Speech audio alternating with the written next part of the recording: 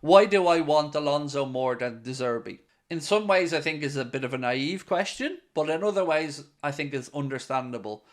So the reason I want Alonso over De Zerbi is one, the connection to Liverpool. That's already established in there.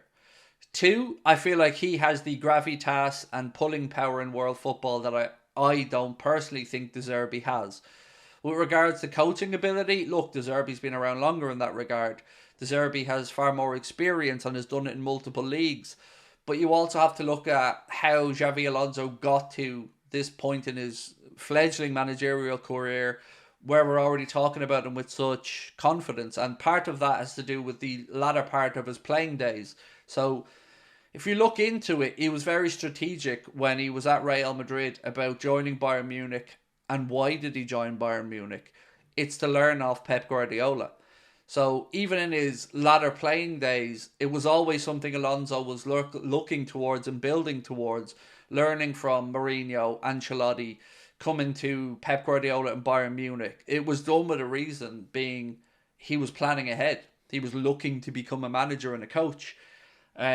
So that's why I think it's the best fit for Liverpool, and that's why I'm more pro Alonso than De Zerbi, because I think the Liverpool managerial job, the connection with the city for me is as important as the connection with the football and the fans and the heritage, and I just think all of that comes with Alonso, and I think he could be the heartwarming start to a new chapter. Because whatever happens, life after Jurgen's going to be scary. Life after Jurgen's going to be uncertain.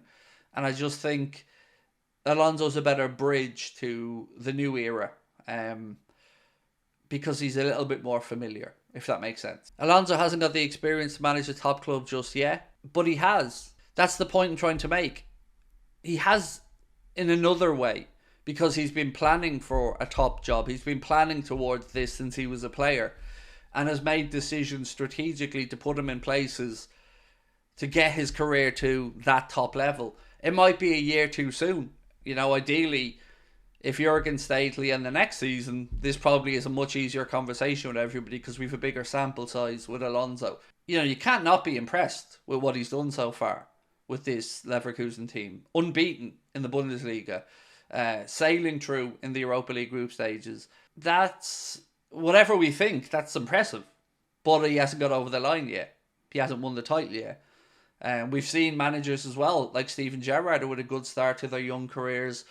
He went up to Rangers, had an invincible season, then went to Villa and it fell apart for him.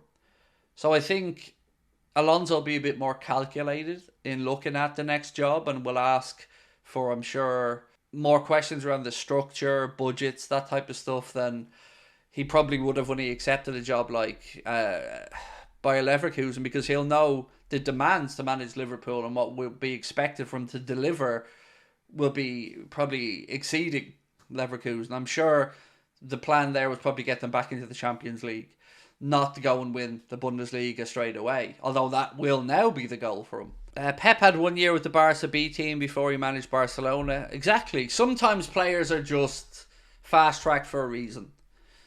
So for every Pep Guardiola or Xavi Alonso, there will be your Steven Gerrard, your Frank Lampards, your John Terrys, your other players who their name got them the jobs alone, or their connection to a club. I don't think that's just the case with Alonso. It is the whole package of what he brings and his knowledge and his understanding and his gravitas and his just acumen, how he sees football.